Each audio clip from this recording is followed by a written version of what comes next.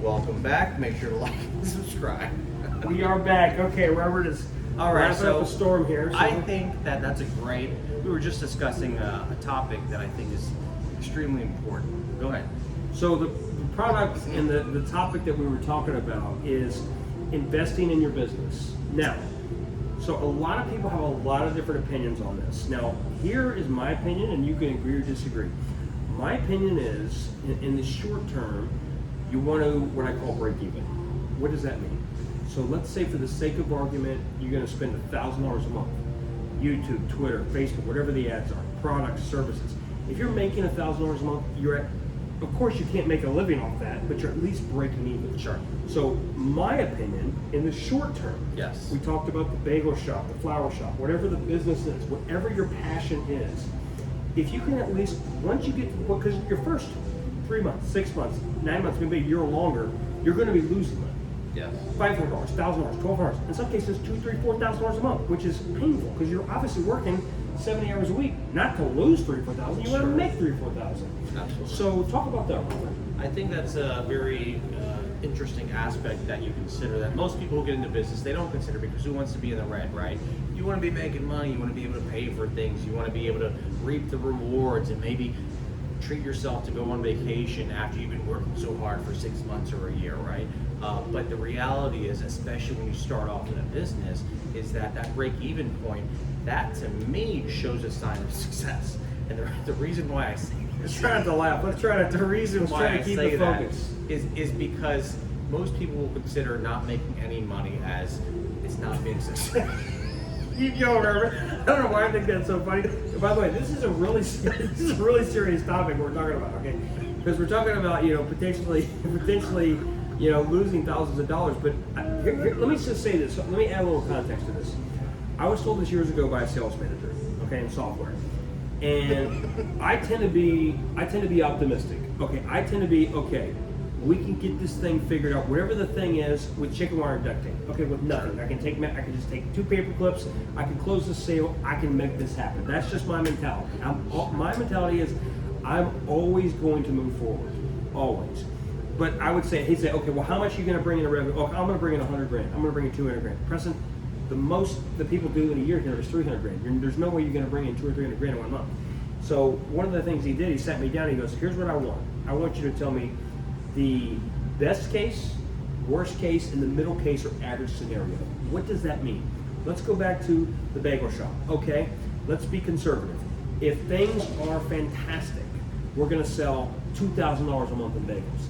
If things are average, okay, we're talking about $800 to $1,000 in bagels. Sure. Okay, you got to chop it down. And then worst case scenario, or the most realistic or slightly negative, is you're going to make $200 in bagels. You're going to spend $1,000 on bagels, and you're going to make $200. You're going to lose $800. Sure. That's what we're talking about. So that's why, when you're starting a business, whatever it is, whether it's a detailing business, whether it's a business like this, YouTube, whatever Or it is, software sales. software sales. And I want to say this here. I'm going to have to get some water here, but what I'm going to say this as well is that YouTube is a perfect example as well, because there's a lot of people that think, well, I'm just going to turn on the phone, turn on the lights, get a microphone, and we're going to get 10,000 subscribers, 100,000 subscribers, and the views are going to roll in. Well, I can tell you right now from personal experience, it doesn't work that way, right? Correct. You got to roll up your sleeves and you got to get after it. So, Going back to the whole breaking even, I think that's. let's touch on that. And look, because I'm I laughing want you to because touch on this. most people do consider, you make $0 or you're in the red, you make negative.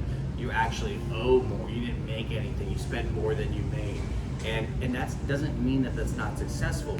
That's sometimes maybe you're paying for the supplies. Maybe you're investing back into the business to grow it further. You take 1 step back to take 2 steps forward. You gotta have that type of mentality and that philosophy, And then maybe 6 months, a year, all of a sudden you're breaking even, and then another 6 months to a year, you're in the green, and then it exponentially increases from there because you've already planted that seed, and that seed takes time to nurture and grow, just like you're planting an oak tree. It's very slow and it takes time, but over time, that thing grows massively as long as you take care of it and you nurture it, and you foster it, and you do things the right way. I want to add one thing. We probably should do a whole nother video on this, so I'm just going to be brief. I would say the way to really start a business and keep it running, when we talk about the negative side, which there's always pros and cons to everything, okay?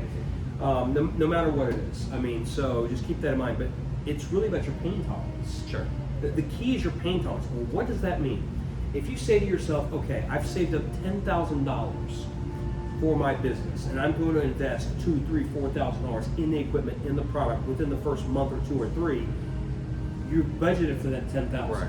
Now, they talk about this. I don't want to use a war analogy because that's going to go down a whole other road. But Jocko talks about to win a war, you got to have blood and you got to have treasure. Now, I hate to be graphic, but when you're starting a business, correct me if I'm wrong, Robert, sometimes it feels like you're at war.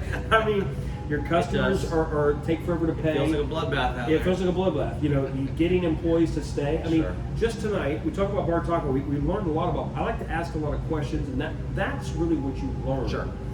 In sales. I think people misunderstand about sales. We've talked about car sales, we've talked about this, we've talked about that.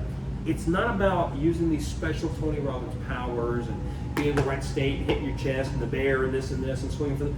It's not about any of that. It's all great to stay positive and it's about asking questions. Not just questions, but the right questions. Well, correct. Like one of the things that I always do is like the first thing in sales, you want to set a discovery call. Okay, you're calling them out of the blue. If I'm selling you software, okay, let's set up a 10 or 15 minute phone call.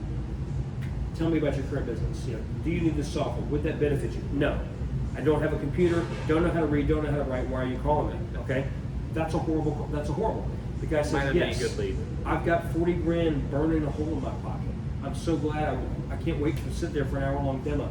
I'm ready to buy this right now. Sure.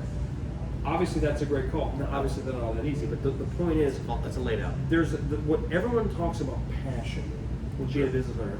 Nobody talks about pain tolerance. Yeah. Okay? I have a high threshold for pain. Okay, I can take a beating.